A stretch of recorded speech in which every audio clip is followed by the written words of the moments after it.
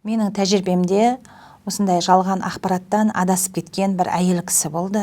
Яғни ол әйел кісімен әңгімелесіп сөйлескен кезінде ол кісі 3-4 ай бойына онлайн арқылы кез келген діни ақпараттарды алып, сол арқылы өзінің білімін жетілдіріп отырған.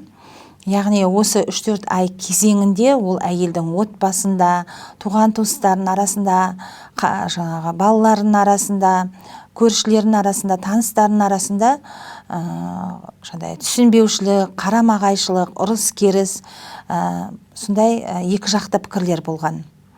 Енді бұл әйел кісі кейіннен өзінің достарына хабарласа отырып, біздің орталыққа келді.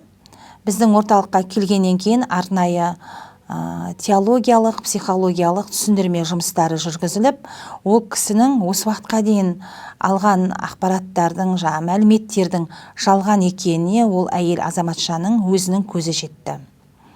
Яғни кез келген ақпаратты алмас бұрын ол ақпараттың шынайылығына көз жеткізу керек. Үгіт-насихаттың адам психологиясына әсері өте үлкен. Ол адамның эмоциясына, мінез-құлқына, іс-әрекетіне тікелей тәуелді болып келеді.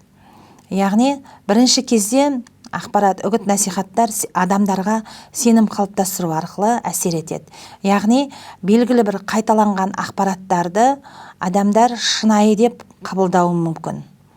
Сонымен қатар фильтрленген ақпараттар болады, фильтрленген қабылдау. Яғни бұл кезде адамдар көрген мәліметтерді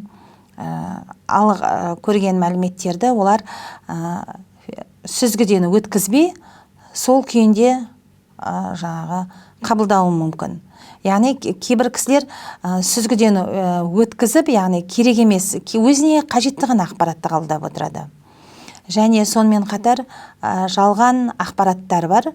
Яғни ол жалған ақпараттар, яғни адамдар ол ақпаратты көрген кезде, мысалы, үреймен, қуанышпен, ол ақпараттар халыққа қуану арқылы, үрей арқылы, яғни үлкен эмоция, сезіммен жеткізеді.